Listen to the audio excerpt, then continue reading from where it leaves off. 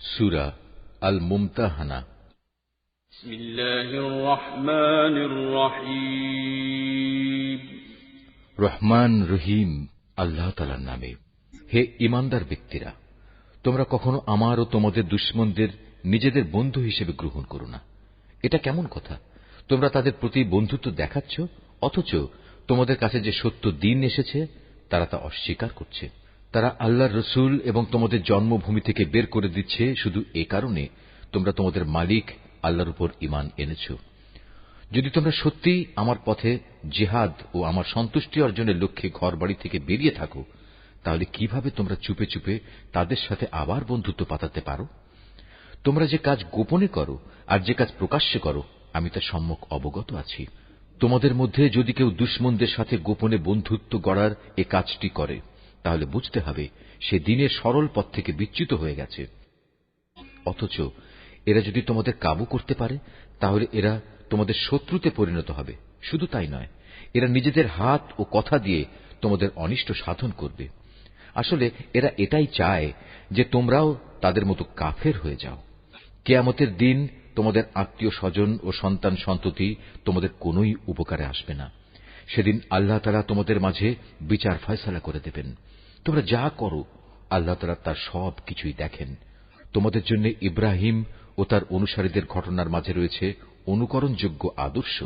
যখন তারা তাদের জাতিকে বলেছিল, তোমাদের সাথে এবং তোমরা যাদের আল্লাহর বদলে উপাসনা করো তাদের সাথে আমাদের কোনোই সম্পর্ক নেই।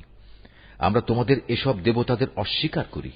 আমাদের ও তোমাদের মাঝে এখন থেকে চিরদিনের জন্য এক শত্রুতা ও বিদ্বেষ শুরু হয়ে গেল, যতদিন তোমরা আল্লাহ তাআলাকে মাবুদ বলে স্বীকার না করবে।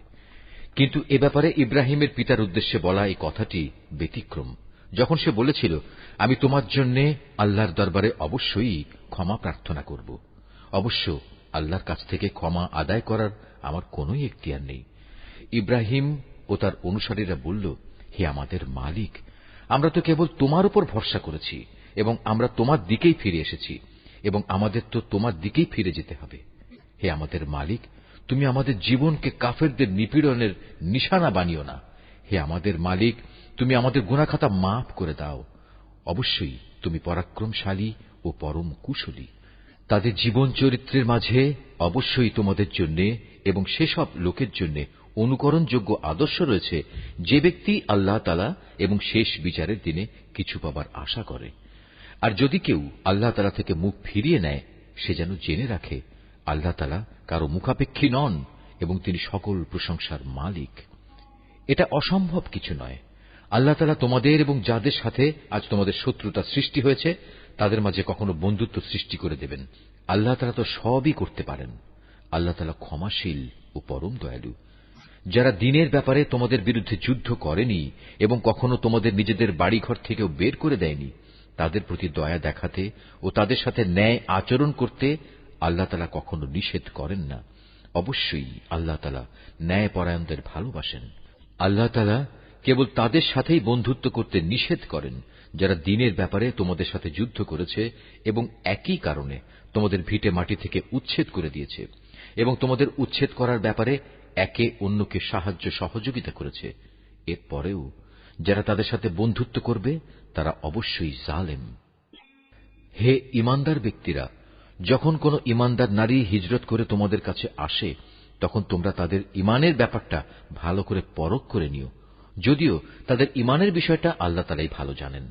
অতঃপর একবার যদি তোমরা জানতে পারো তারা আসলেই ঈমানদার, তাহলে কোনো অবস্থায় তাদের তোমরা কাফেরদের কাছে ফেরত পাঠাবে না।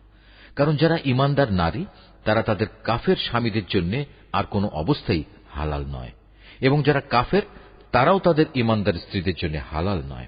তবে এমন হলে তোমরা তাদের আগের স্বামীদের দেয়া মোহরানার অংশ ফেরত দিয়ে দিও। অতঃপর তোমরা কেউ যদি তাদের বিয়ে করো, তাহলে এতে তোমাদের কোনো গুনাহ হবে না। অবশ্য তোমাদের এজন্য তাদের মোহর আদায় করে দিতে হবে। একইভাবে তোমরাও কাফের নারীদের সাথে দাম্পত্য সম্পর্ক বজায় রেখো না। এক্ষেত্রে তোমরা তাদের যে মোহর দিয়েছ তা তাদের থেকে চেয়ে নাও। একই নিয়মে যারা কাফের স্বামী তারা তাদের মুসলমান স্ত্রীদের যে মোহর দিয়েছে তাও ফেরত চেয়ে নেবে। এটাই হচ্ছে আল্লাহর বিধান। এভাবেই তিনি তোমাদের মাঝে এ বিষয়টির ফয়সালা করে দিয়েছেন। আর আল্লাহ তাআলা মহাজ্ঞানী ও পরম কুশলী। তোমাদের স্ত্রীদের মধ্যে কেউ যদি তোমাদের হাতছাড়া হয়ে কাফেরদের কাছে চলে যায়, পরে যখন সুযোগ আসবে তখন যারা তাদের হাতছাড়া হয়ে গেছে তাদের তারা যে পরিমাণ মোহর দিয়েছে তোমরাও তার সমপরিমাণ মোহর আদায় করে দেবে। তোমরা সে আল্লাহ তাআলাকে ভয় করো যার উপর তোমরা ঈমান এনেছ।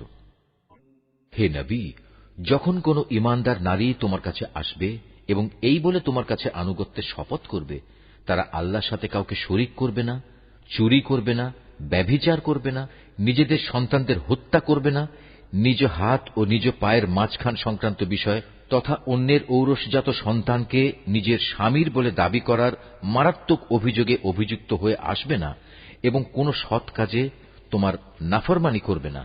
তাহলে তুমি তাদের আনুগত্য গ্রহণ করো এবং তাদের আগের কার্যকলাপের জন্য আল্লাহর কাছে ক্ষমা প্রার্থনা করো। আল্লাহ তাআলা অবশ্যই ক্ষমাশীল ও পরম দয়ালু।